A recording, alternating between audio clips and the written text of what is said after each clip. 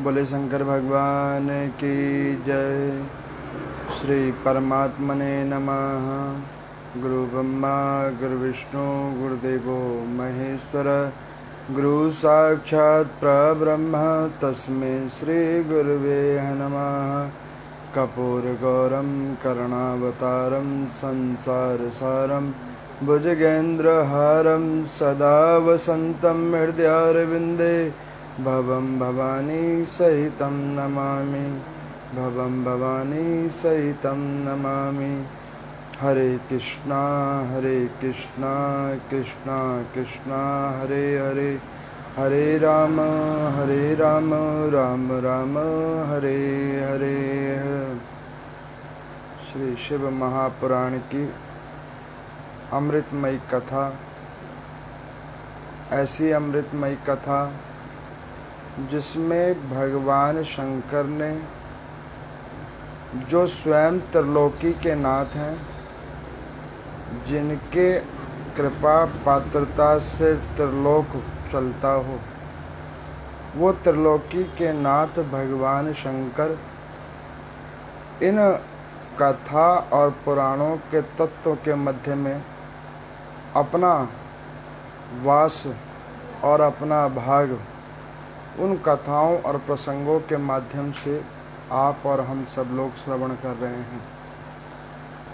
उसी कथा की श्रृंखला के अंदर में आज त्रयोदश दिवस 13वां दिन कथा का, जिसमें भगवान शंकर की अद्भुत महिमाओं को सुनने का सौभाग्य आपको और हम सबको प्राप्त हुआ है।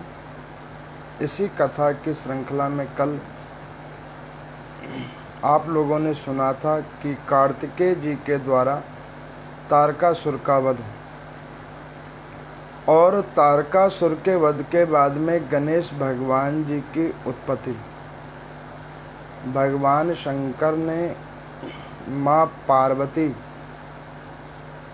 के द्वारा रचित उस बालक को निस्तेज करने के बाद पुनः गजानन उन्हें बनाना और सर्व देवताओं में प्रथम पूजनीय का उन्हें वरदान देना, उसकी कथा आप लोगों के समक्ष मैंने कल सुनाई थी। कल मेरे को किसी श्रद्धालु ने पूछा कि पंडित जी, भगवान गणपति को जब पुनः भगवान शंकर ने प्राण दान दिया और पुनः जब उन्हें जीवित करके गजानन बना दिया, तो उन पे प्रमुख भाग क्या भगवान शंकर का है या माँ पार्वती का? तो मैं आप लोगों को बतलाऊं, बात बिल्कुल सत्य है कि भगवान शंकर ने माता पार्वती के शरीर के उस मैल से बने हुए उस बच्चे को, जिसको शक्ति ने उत्पन्न तो किया, लेकिन उसके अंदर में जीवन की संचेतना परमात्मा शंकर ने दिया।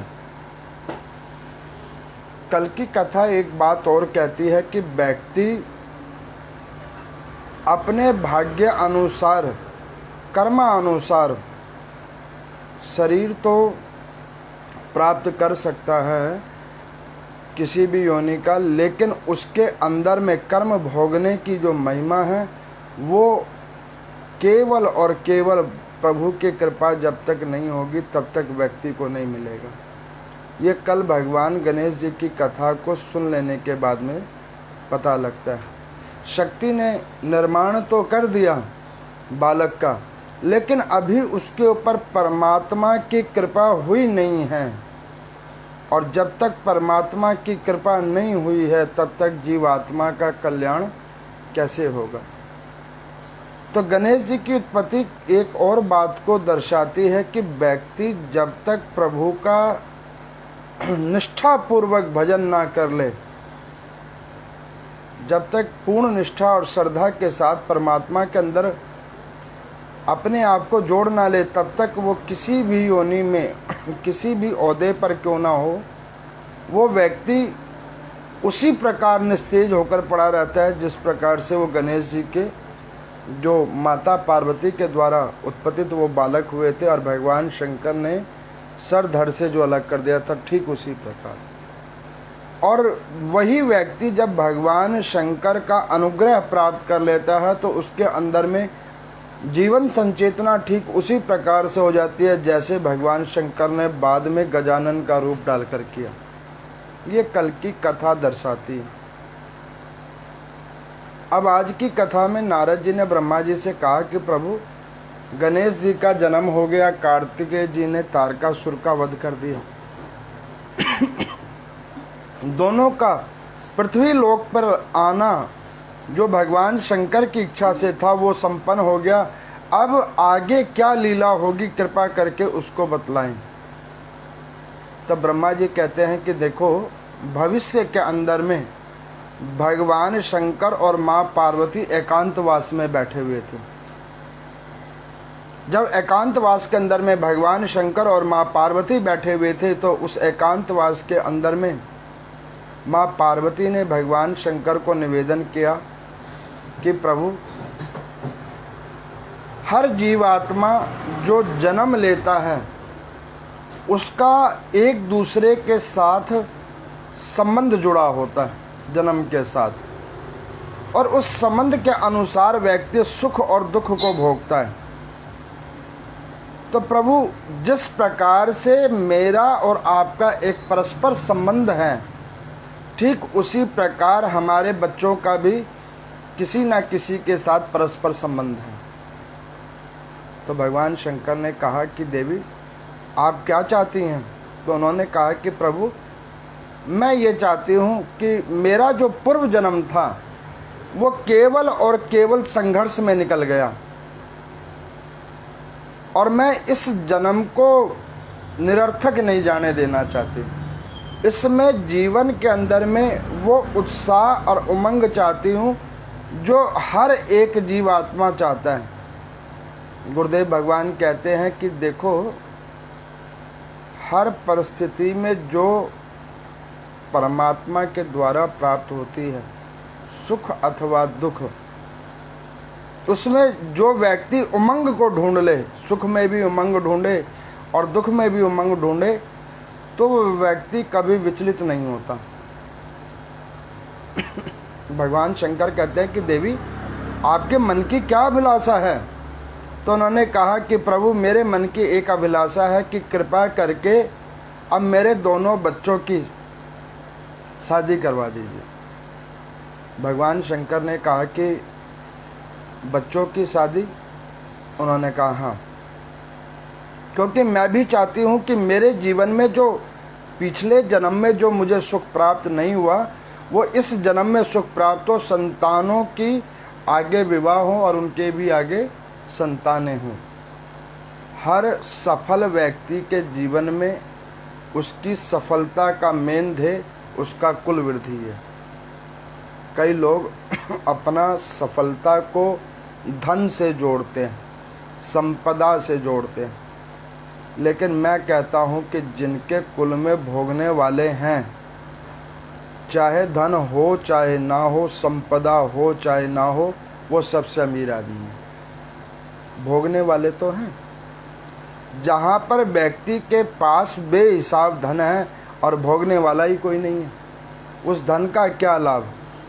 वो धन उसी प्रकार से है जैसे बैंक में लॉकर के अंदर में रखी हुई वस्तु, किसी काम के नहीं, कभी वक्त पड़े तो प्रयोग हो चाहे ना हो, सिक्योर्ड प्रॉपर्टी की तरह वो पड़ी रहती है। तो भगवान शंकर ने कहा कि देवी, आप बताओ कैसे विवाह करें, लेकिन एक बात ध्यान करना, तुम्हारी वजह से हमारे दोनों पुत्रों के मन में भेद है, तुम्हारी वजह से।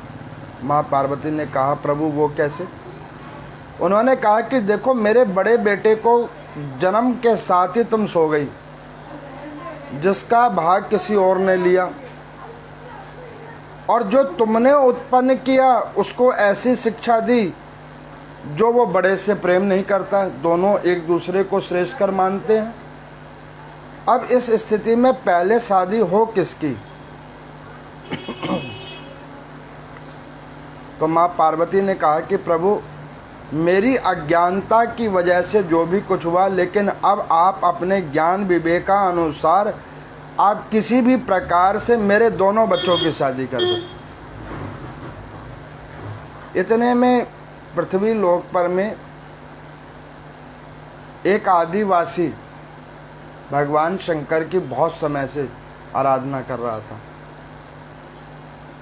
बहुत समय से आराधना कर रहा था। उसकी एक बेटी थी जिसका नाम था वली। वो भगवान शंकर से बहुत समय से आराधना कर रहा था और उसके गुरुदेव ने उसको कहा था कि अगर जीवन में किसी चीज़ की सुख की अनुभूति करनी है तो उस सुख की अनुभूति परमात्मा के सिरोधार हो तो सुख मिलेगा। तो उसके पास में सुख रूप में एक पुत्री थी जिसका नाम वली था। उसने मन में बना रखा था कि इस पुत्री को मैं भगवान शंकर को ही दूंगा, भगवान शंकर को प्राप्त कराऊंगा। मन की अभिलाषा। अब यहाँ पर मैं प्रभु शंकर जी ने कहा कि देवी आपने बड़ी असमंजसता में डाल दिया है, लेकिन कोई बात नहीं, जो होता है वो कल्याण के लिए ही होता है। आप एक काम करो कि दोनों पुत्रों को बुलवाओ। भगवान शंकर ने दोनों को बुलवाया, दोनों आए, दोनों ने प्रणाम किया। प्रभु ने कहा कि देखो बच्चों, तुम्हारी माता कहती है कि तुम लोगों को अब विवाह कर लेना चाहिए और उस अनुसार मुझे तुम दोनों ही श्रेष्ठकर लगते। माता के लिए, पिता के लिए अपनी सारी सम्मान, जितनी भी संतान होती है वो समान ही दिखती है, कोई छोटा बड़ा नहीं होता। तो भगवान शंकर ने कहा कि मेरे लिए तुम दोनों ही समान हो, या तो तुम दोनों स्वयं ही मुझे बतला दो कि पहले कौन शादी करना चाहता है, अथवा फिर मैं अपने ज्ञान विवेकानुसार कहूँगा, उस अनुसार आप लोगों की विवाह होगी। तो कार्तिकेय जी ने हाथ जोड़कर कहा कि प्रभु मुझसे पहले गणपति जी के आप विवाह करवा दीजिए, क्योंकि गणपति जी को आपने अग्रिम देवता बनाया है। सब देवताओं से पहले पूजा होने का आपने उन्हें वरदान दिया है। मेरी उम्र बड़ी है, उससे क्या आपने अग्रिम तो गणपति जी को बनाया है। अब ये बात कार्तिकेय जी की भगवान शंकर ने सुना तो भगवान शंकर ने कहा कि ये बात तो हमसे गड़बड़ हो गई। अग्रिम देवता तो इसे बना दिया, लेकिन बड़ा बेटा तो हमारा कार्तिकेय ही है। उन्होंने गणपति जी की ओर देखा। गणपति जी ने कहा कि प्रभु आपने मुझे अग्रिम देवता तो बनाया, लेकिन कायदे अनुसार ये बड़े भैया हैं, पहले इनकी शादी होनी चाहिए। माँ पार्वती जी एकटक दोनों बालकों की बातें सुन रही थी। फिर उन्होंने सोचा कि ऐसे निष्कर्ष निकालना ठीक नहीं होगा, क्योंकि दोनों के सम्मान को ठेस पहुंचेगा। मेरे को पीछे एक श्रद्धालु ने कुंडली मिलवाने के लिए अपने बच्चों की कुंडली दी और उस कुंडली को दिखाकर कहा कि पंडित जी एक बार इस कुंडली को देखिए। मैंने उसमें देखा, उसमें 11 गुण मिल रहे थे। मैंने उनको बोला कि भैया ये तो शादी उपयुक्त नहीं है, हो नहीं सकती। वो कह रहे कि पंडित जी हो तो नहीं सकती है, लेकिन हो गई है। हो नहीं सकती है लेकिन हो गई है। फिर मैंने उनको बोला कि जब शादी हो गई है तो मुझसे क्या पूछना चाह रहे हो आप? जब शादी हो गई है तो अब मेरे को आप क्या बताना चाहते हो, उससे मैं क्या करूं? तो वो मुझे कह रहे हैं कि पंडित जी कि मैं ये कंफर्म करना चाह रही हूँ कि अब अगर शादी हो गई है तो ये टिकेगी कि नहीं टिकेगी, वो कंफर्म करना चाह रहे हैं। अब मैंने उनको बोला कि देखो इतना बड़ा त्रिकालदर्शी अगर मैं होता तो फिर यहीं GA14 में होता, तब तो फिर मैं भी कहीं और पर्वत कंदराओं में ही बैठा होता। तो ऐसे ऐसे मूर्खता वाले प्रश्न करने वाले लोगों की भी महिमा बड़ी अपरंपार है। जब आपके बच्चे ने अपने मन से शादी कर ली है तो आप मुझसे क्या पूछना चाहते हो? और आप अगर पूछ भी लोगे तो आपके मन में उस बात पे संशय उत्पन्न होगी ये सुनकर कि भाई 11 ही गुण मिल रहे हैं, तो उससे बेटर ये है कि जो हो गया उसको छोड़ो, आगे भगवान की पूजा पाठ करो, जो होगा सो अच्छा ही होगा। रहेगी तो भी ठीक है, नहीं रहेगी तो भी ठीक है। अब भगवान शंकर ने देखा तो उन्होंने सोचा कि अब अगर मैं किसी भी प्रकार का उत्तर देता हूँ या माँ पार्वती कोई उत्तर देती हैं तो वो ठीक नहीं होगा, क्योंकि दोनों के मन में ये भाव आ गया है कि हमने एक दूसरे के साथ असमानता की है। तो भगवान शंकर जी ने ब्रह्मा जी को आदेश किया कि हे ब्रह्मा जी, आप आओ और मध्यस्थता कर दो। देखो, जब ऐसी कोई विकट समस्या आ जाए जहाँ पर अपने ज्ञान विवेक से अपने ही आपसों में किसी भी प्रकार की क्षति होने की स्थिति उत्पन्न हो सके, तो वहाँ पर मैं किसी श्रेष्ठ व्यक्ति का ज्ञान और अनुभव ले लेना चाहिए। उससे क्या होता है, उससे आपका समाधान निकल जाएगा। ब्रह्मा जी को बुलाया गया। ब्रह्मा जी ने आते ही भगवान शंकर को प्रणाम किया, और भगवान शंकर को जब प्रणाम किया तो भगवान शंकर ने मूक भाषा में उन्हें समझा दिया कि करना क्या है।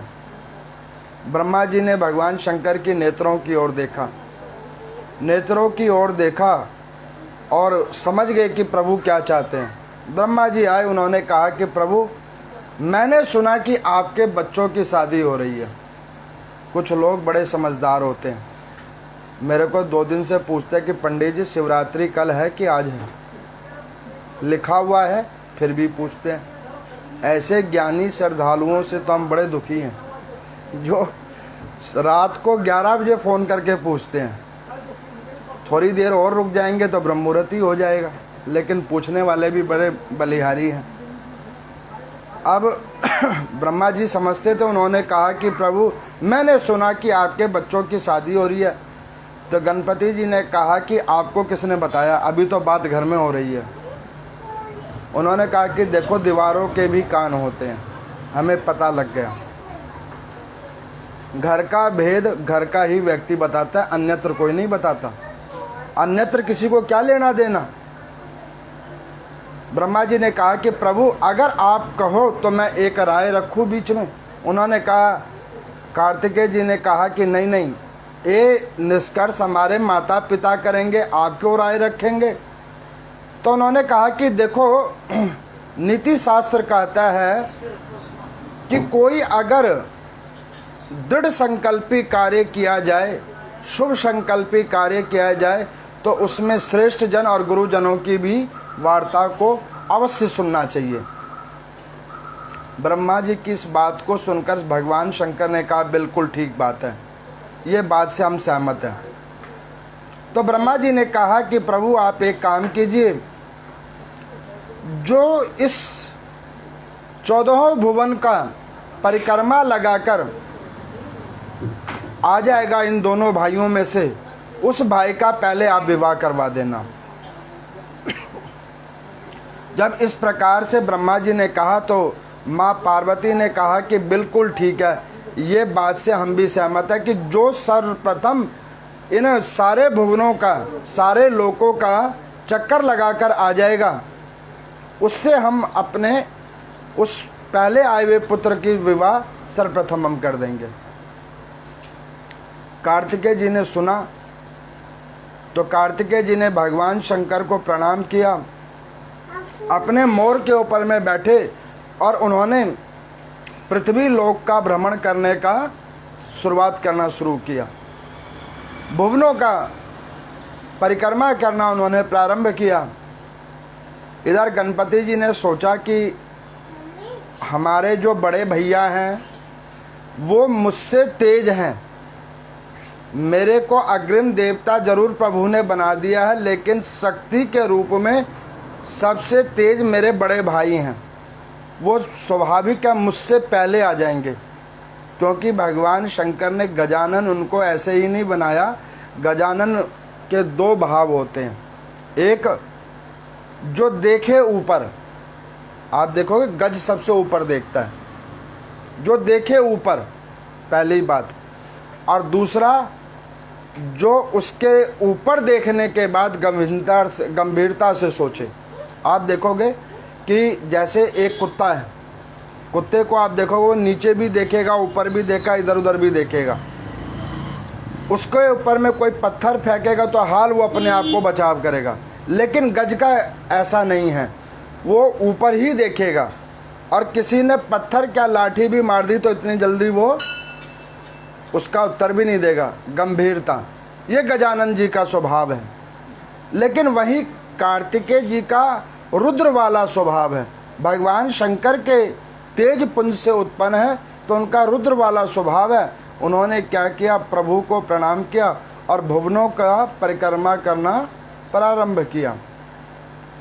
गणपति जी ने सोचा कि ऐसे तो भैया आगे निकल जाएंगे और मैं पीछे रह जाऊंगा। उन्होंने क्या किया कि वेदों और शास्त्रों का ध्यान किया, और वेदों और शास्त्रों में लिखा है कि जिस घर में माता पिता की पूजा होती हो, गुरुजनों की पूजा होती हो, गौ ब्राह्मण तुलसी की पूजा होती हो, वहाँ पे परमेश्वर की पूजा करना और 14 भुवन की पूजा करने के बराबर का फल मिलता है। ये शास्त्रों में लिखा हुआ है।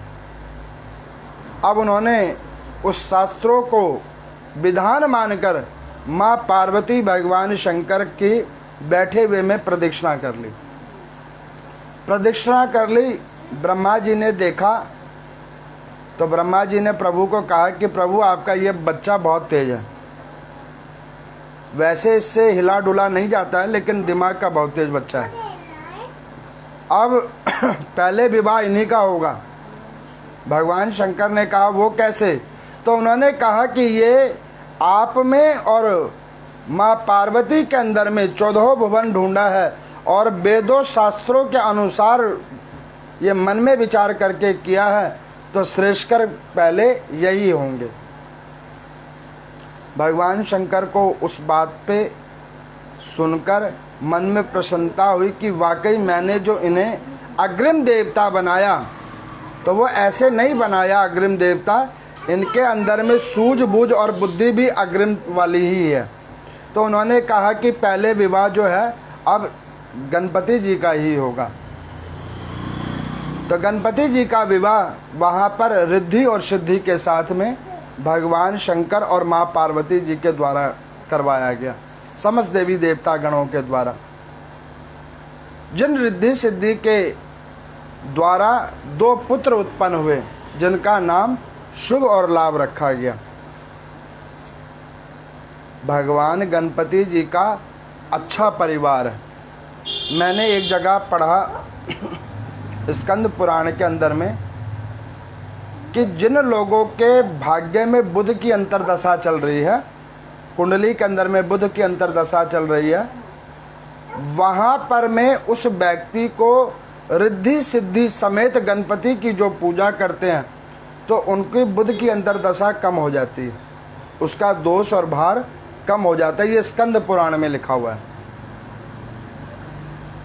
अब इस प्रकार से गणपति जी की जब शादी हो गई तो इधर कार्तिकेय जी भूमंडलों का भ्रमण कर ही रहे थे। बीच में नारद जी आए। नारद जी आए और नारद जी जब आए तो उन्होंने कहा कि कार्तिकेय महाराज आप कहाँ घूम रहे हो? तो उन्होंने कहा कि मैं पिताजी की और माता की आज्ञा से सारे भुवनों और सारे लोकों का परिक्रमा लगाने जा रहा हूँ। तो उन्होंने कहा वो किस लिए? तो उन्होंने कहा कि जो सर्वप्रथम परिक्रमा लगा के आएगा उसका पहले विवाह होगा। तो नारद जी ने कहा कि देखो आपको एक बात बताऊं। तो उन्होंने कहा क्या? तो वो यहाँ पर कहते हैं कि देखो विवाह के चक्कर में तो एक बार मैं भी पड़ गया था, और जब मैं विवाह के चक्कर में पड़ा था तो मैं बहुत दुखी हुआ था, और मैं इतना दुखी हुआ था विवाह के चक्कर में पड़कर कि विवाह हुआ कि नहीं हुआ लेकिन मैं फंस कई जगह से गया। तो मेरी बात मानो, विवाह का विचार आप छोड़ दो और विवाह का विचार छोड़कर भगवान शंकर को प्रणाम करके मेरी तरह ही ब्रह्मचारी बन जाओ। कार्तिकेय जी ने कहा कि नारद जी, आप ये जो घुमा फिरा के बात करते हो, इसका क्या मतलब है? कई लोगों को मैं देखता हूँ, बात को कहने का ऐसा तरीका ढूंढा होता है, ऐसे घुमा घुमा के कहते हैं कि अपनी बात भी पूरी कह दी और अगले को पता भी नहीं लगा। वो कला नारद जी के अंदर में बहुत अच्छी है। नारद जी ने कहा कि भैया, शादी करके क्या करोगे? मैं तो खुद फंस गया था, तुम मत फंसो। कार्तिकेय जी ने कहा कि नहीं नहीं, हमारे पिताजी और माताजी का आदेश है कि सर्वप्रथम जो प्रदक्षिणा देकर आएगा वो जाकर वरण करेगा, मैं पहले उसका पालन करूंगा। इसके बाद में जब ये हुआ तो नारद जी ने कहा कि भैया प्रदक्षिणा करना करो बंद, उधर गणपति जी का विवाह हो चुका है आपसे पहले। इस बात को जब कार्तिकेय जी ने सुना तो उनके मन में बड़ा भाव आया कि मेरे साथ जीवन में सदा सर्वदा परमात्मा ने केवल और केवल प्रतिस्पर्धा ही किया। मेरा जन्म हुआ तो माता सो गई, अब विवाह की बात हो रही थी तो माता पिता दोनों ही सो गए। कभी कभी भगवान को हम लोग दोष देते हैं कि प्रभु हमारे भाग्य में आपने कुछ नहीं दिया। वास्तविकता ये नहीं है कि भगवान ने आपके भाग्य में कुछ नहीं दिया, वास्तविकता ये है कि आपने कर्म ही ऐसे किए हैं तो भगवान देंगे क्या। अब यहाँ पर भगवान शंकर तो चाहते हैं कि कार्तिकेय का ही पहले विवाह हो जाए, लेकिन उसके भाग्य में नहीं लिखा है पहले होना, तो करें क्या। कार्तिकेय जिनमें के मन में बड़ा मलिन भाव आया, उन्होंने कैलाश पर्वत पे जाने के बजाय दुखी होकर अपने वापस वो दक्षिण दिशा की ओर आ गए, नीचे उन कृतिकाओं के पास। वहाँ पर आए और रोने लगे कार्तिकेय जी। वहाँ पर जाकर जब रोने लगे तो वो 6 कृतिकाओं ने आकर कार्तिकेय जी को कहा कि तुमको हमने पहले बताया था, तुम क्यों गए वापस कैलाश पर्वत? तुम्हारे माता पिता जरूर भगवान शंकर और माँ पार्वती हैं, लेकिन उन्होंने तुम्हें सिर्फ जन्म दिया है, तुम में प्रेम नहीं किया है। हर घर में फूट डालने वाले कुछ ऐसे ही लोग होते हैं जो व्यक्ति को सच्चाई के बजाय दूसरी मार्गों पे ले जाते हैं। लेकिन कार्तिकेय जी ने उन बातों को तो ध्यान नहीं किया, लेकिन उस दक्षिण दिशा के अंदर में वहाँ पर जाकर मुरुगन स्वामी के नाम से जाकर स्थापित हो गए। उनकी वहाँ पर पूजा अर्चना प्रारंभ हो गई। इधर माँ पार्वती ने देखा रिद्धि सिद्धि के साथ गणपति जी का घर बस गया। कुछ समय कल्प में शुभ और लाभ नाम के 2 बच्चे भी हो गए, लेकिन अभी तक कार्तिकेय जी घूमकर वापस नहीं आए। अब जब वो घूमकर वापस नहीं आए तो भगवान शंकर तो समाधि में बैठ चुके थे। अब माँ पार्वती के मन में बड़ा दुख हुआ, बहुत दुख हुआ कि उस बच्चे के साथ जन्म के साथ ही अभी तक हमारे द्वारा प्रतिस्पर्धा का ही कार्य हुआ है, ये नहीं होना चाहिए था।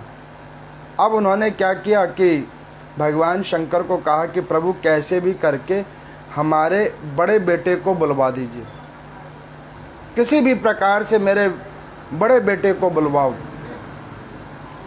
तो भगवान शंकर ने कहा कि जब कोई अभिष्ट कामना की पूर्ति करवाना हो तो 16 सोमवार का व्रत रखना चाहिए। 16 सोमवार का।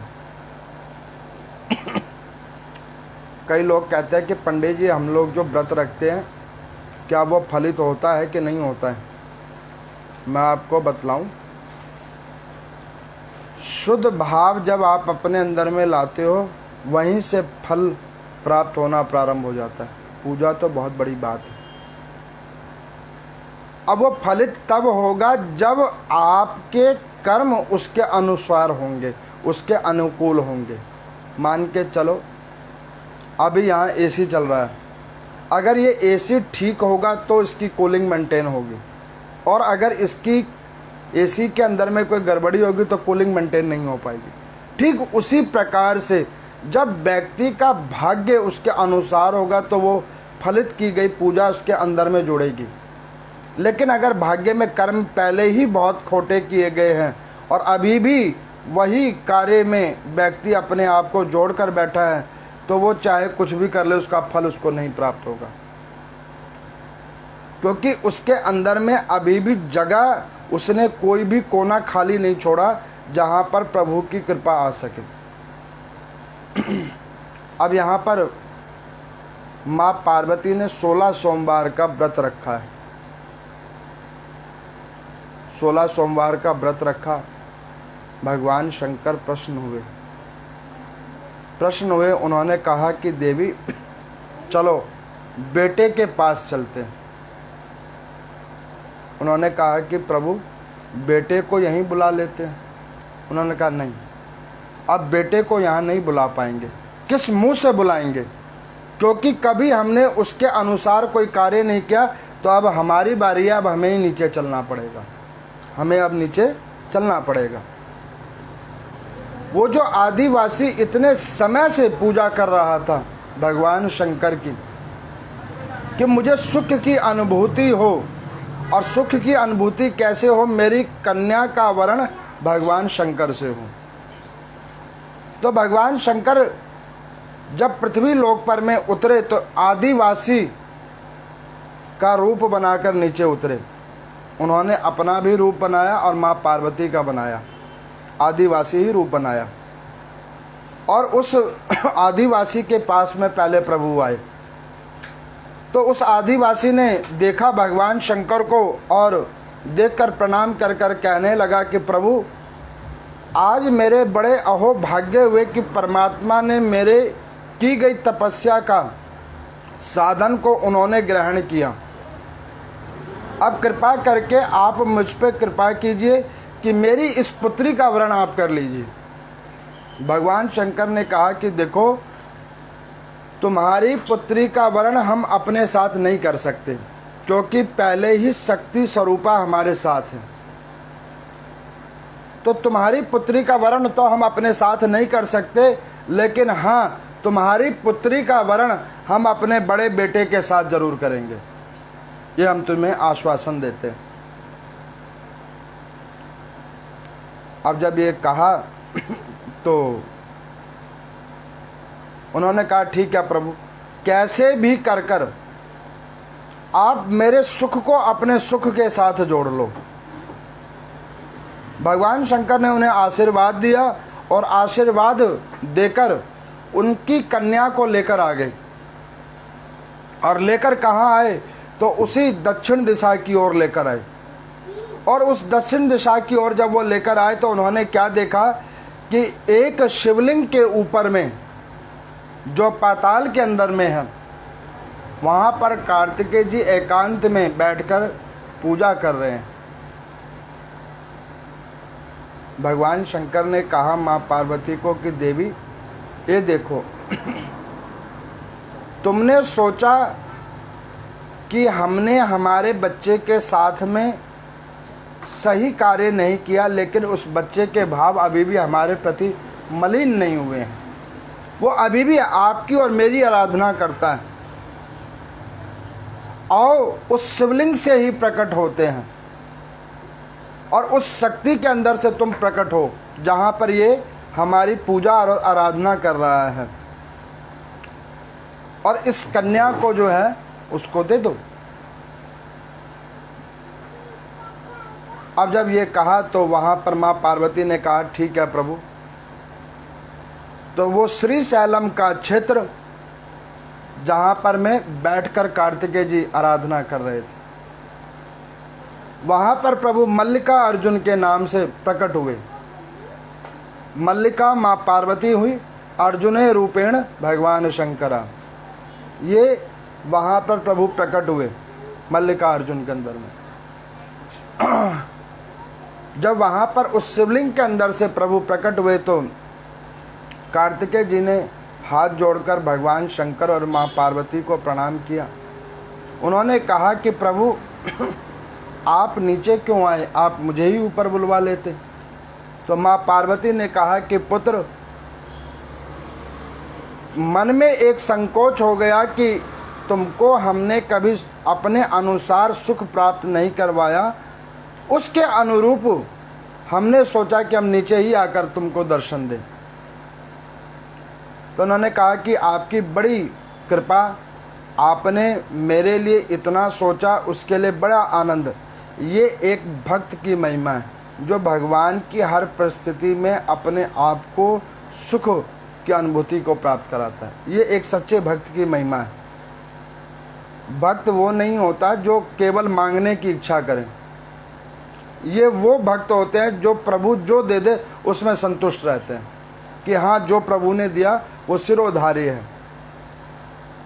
भगवान शंकर ने कहा कि पुत्र, आज से इस शिवलिंग की, इस ज्योतिर्लिंग की जो भी कोई पूजा करेगा और इसके साथ में ये तुम्हारी माता शक्ति रूप में बैठेंगी, इनकी जो कोई पूजा करेगा उसे भाग्य के अंदर में अगर कुछ भी नहीं होगा तो भी जिस प्रकार तुम्हारे के ऊपर करुणा करने के लिए हम कैलाश पर्वत से इस भूमंडल पर आए हैं, ठीक उसी प्रकार से उसके भाग्य में कृपा करने के लिए हम कोई ना कोई रूप लेके आएंगे। ये मल्लिका अर्जुन ज्योतिर्लिंग की महिमा है। जो भी कोई उसकी पूजा करता है, इस कथा को सुनता है मल्लिका अर्जुन जी की, उसके भाग्य में चाहे कुछ ना भी हो। मैंने इसी शिव महापुराण में, अभी आप लोग ज्योतिर्लिंगों की कथा सुनोगे, उसमें आप कथा में सुनोगे कि जो कोई 21 दिन मल्लिका अर्जुन की दैनिक रूप में जाकर दर्शन करता है तो उसके भाग्य में चाहे कुछ भी ना लिखा हो ब्रह्मा जी ने, तो भगवान शंकर फिर भी उसके भाग्य में वो सब कुछ प्रदान कर देते हैं जो उसके कर्मों के अनुसार नहीं है, वो भी वो उसको प्रदान कर देते हैं। ये मल्लिका अर्जुन की पूजा की महिमा है।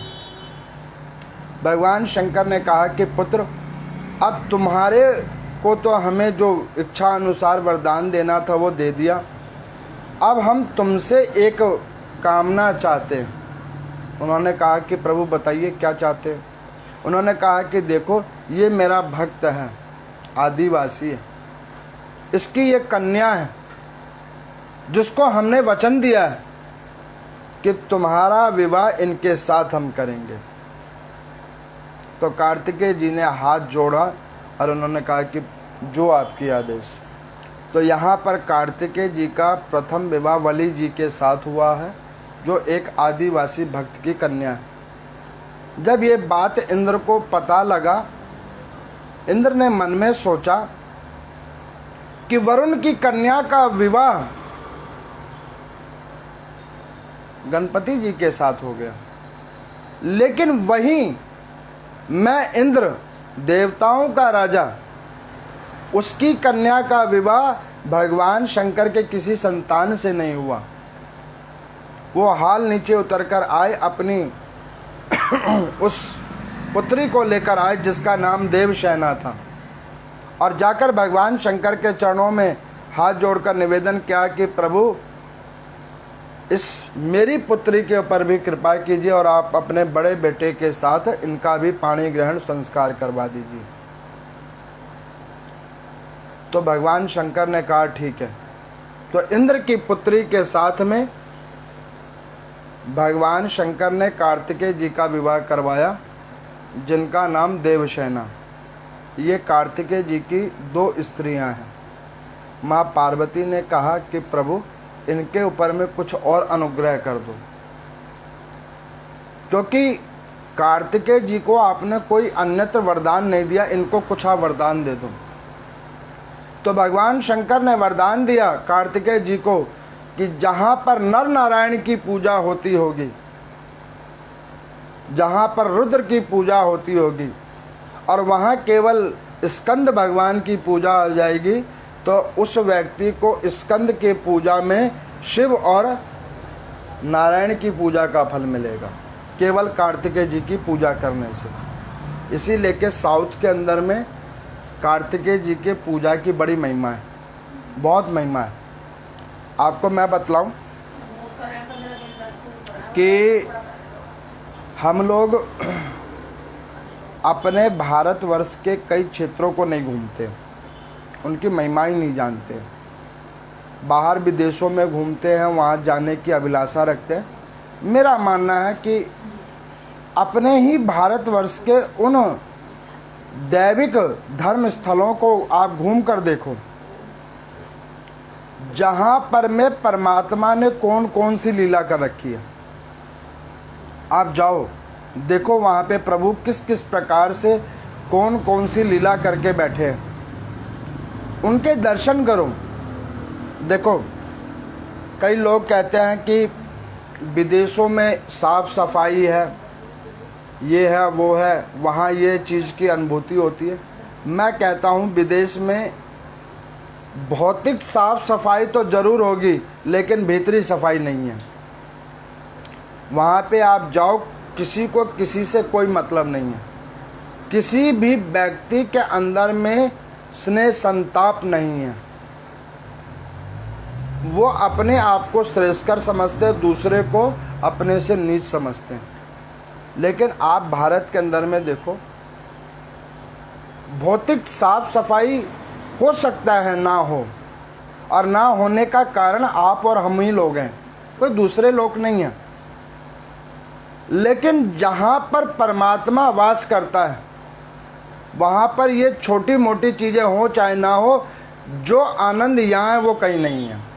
आप देखो, शिवलिंग के ऊपर में सोमवार को लोग फूल, बेलपत्री, भांग, धतूरा, नाना प्रकार की चीज़ें चढ़ाते हैं ना, शिवलिंग भर जाता है। अब कोई ये सोचे कि ये गंदगी है, तो गंदगी नहीं है भाई, ये भगवान शंकर के ऊपर चढ़ाया हुआ है। कोई दूसरा व्यक्ति आए कह कर, अरे भाई वो तो बड़ा गंदा पड़ा हुआ था, वहाँ पे तो ये कुछ चढ़ा था, ये था। वो गंदगी नहीं है, वो भगवान शंकर के ऊपर चढ़ा हुआ है। उसी प्रकार से भारतवर्ष के अंदर में हो सकता है कुछ मानवीय बनाई गई वस्तुओं से गंदगी उत्पन्न हो गई हो इस पृथ्वी के ऊपर में, लेकिन जो यहाँ पर देव वास है, जो यहाँ की महानता है, वो अन्यत्र कहीं भी नहीं है। ये सच्चाई है। मुक्ति केंद्र अगर कोई विश्व में देश है तो वो भारतवर्ष है। भारत के अंदर में जन्म लेना स्वर्ग के अंदर जन्म लेने के बराबर है। आप ब्रह्मवर्तेन पुराण को जब पढ़ोगे, उसके अंदर में एक जगह पर में ब्रह्मा जी ने कहा है, पृथ्वी का आर्यावर्त भूखंड, जिसे भारत कहते हैं, इस भूखंड में जो भी कोई जन्म लेता है उसे श्रीमन नारायण भगवान मुक्ति प्रदान करते हैं। ये खंड केवल और केवल स्वर्ग के समान सुंदर और बहुमूल्य है। अब यहाँ जो सांसारिक भौतिक साधनों को मानने वाले लोग हैं, उनके लिए हो सकता है कि भाई ये गंदगी है या जो भी कुछ है, ये अपने अपने देखने का दृष्टिकोण है। तो इस शिव महापुराण के अंदर में कुमार खंड के अंदर में ये आज की अंतिम कथा थी, दोनों कुमारों का विवाह के साथ में। यहाँ पर ब्रह्मा जी कहते हैं कि हे नारद जी, इस शिव महापुराण की आधे से ज़्यादा अध्याय हो चुकी है कुमार खंड तक। अब यहाँ से भगवान शंकर वो लीलाएं करेंगे जिसको सुनने के बाद व्यक्ति के अंदर में वास्तविकता कई चीज़ों के रूप में खुलेगी कि वो व्यक्ति पृथ्वी लोक पे आया क्यों था। उसकी कथाएं अब चलेंगी, जिसमें शुरुआत युद्ध खंड से होगी। रुद्र खंड में युद्ध खंड, जिसमें भगवान शंकर त्रिपुरासुर का विनाश करेंगे, जालंधर की उत्पत्ति होगी, जालंधर का विनाश होगा, अंधक की उत्पत्ति होगी, अंधक का विनाश होगा। उसके बाद भगवान शंकर बानासुर का विनाश करेंगे। अन्यत्र अन्यत्र पहले दुर्गुणों को हटाएंगे। हर व्यक्ति के अंदर में जिस प्रकार से नाना प्रकार की दुर्गुणताएं होती हैं, और जब वो दुर्गुणताएं कट जाती हैं तभी जाकर प्रभु की आनंद प्राप्ति उसके अंदर प्रविष्टि होती है। ठीक उसी प्रकार से इस शिव महापुराण के अंदर में युद्ध खंड में अभी आप इन कथाओं को अग्रिम रूप में सुनोगे। उसके बाद भगवान शंकर की कृपा कैसे प्रारंभ होती है तो वो सुनोगे ज्योतिर्लिंगों की कथा के द्वारा। ज्योतिर्लिंगों की कथाएं हो जाने के बाद में आप सुनोगे जो आजकल बहुप्रचलित कई कथाएं लोग सुनना चाहते हैं, वो कथाएं इसमें होंगी कि भगवान शंकर की पूजा किस किस प्रकार से होती है, भगवान शंकर के कौन कौन से व्रत होते हैं, बिल्व पत्र कैसे चढ़ता है, रुद्राक्ष की पूजा कैसे की जाती है, रुद्राक्ष धारण कैसे किया जाता है, गुरु दीक्षा कैसे लिया जाता है, इस पृथ्वी पे जीव आत्मा आने के बाद कौन कौन से कर्मों को भोगने के बाद पुनः किस लोक जाता है, उन कथाओं के ऊपर में आप लोग आगे की अध्यायों में श्रवण करेंगे। तो यहाँ पर में सूत जी कहते हैं कि ये कुमार खंड तक की कथा का सार तत्व ये है कि व्यक्ति को कभी निराश नहीं होना चाहिए। कार्तिकेय जी ने कई बार मन में सोचा लेकिन निराशा नहीं आई उनके अंदर। निराशा आती तो वो भगवान शंकर की पूजा नहीं करते, निराशा आती तो वो भगवान शंकर की पूजा नहीं करते, वो स्वयं देवता बन चुके थे, वो अपनी ही पूजा अर्चना करवाते रहते। निराशा नहीं आई। जो जीव आत्मा निराशा से परे होता है, मन में किसी भी प्रकार का ऐसा भाव उत्पन्न नहीं होने देता, वो व्यक्ति अंदर से पवित्र और शुद्ध होता है। ये भाव उन्हीं लोगों के अंदर में होता है। और इस कथा का मूल तत्व ये है कि जो व्यक्ति परमात्मा का भजन करता वो कभी निराश हो भी नहीं सकता। जिसके ऊपर में प्रभु की कृपा हो वो निराश हो भी नहीं सकता।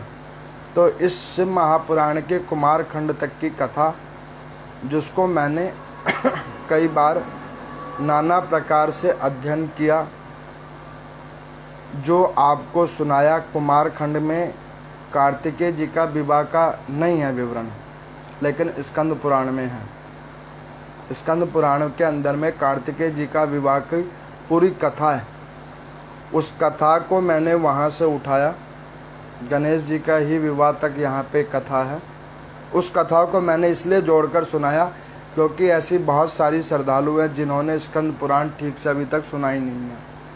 तो उसके लिए मैंने वो स्कंद पुराण की वो कथा को उठाकर वहाँ से यहाँ पर जोड़ा, जिसमें कार्तिकेय जी का विवाह की भी कथा सुनाई गई है, मल्लिका अर्जुन भगवान की उत्पत्ति की कथा सुनाई गई है, उनकी महिमा सुनाई गई है।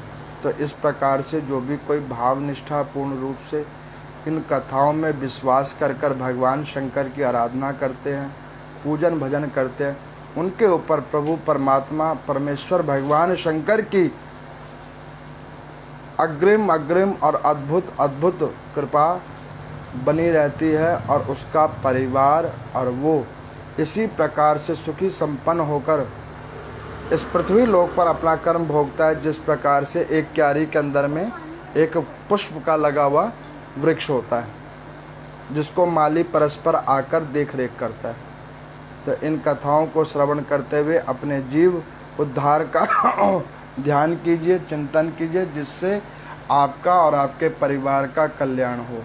ओम नमो नारायण।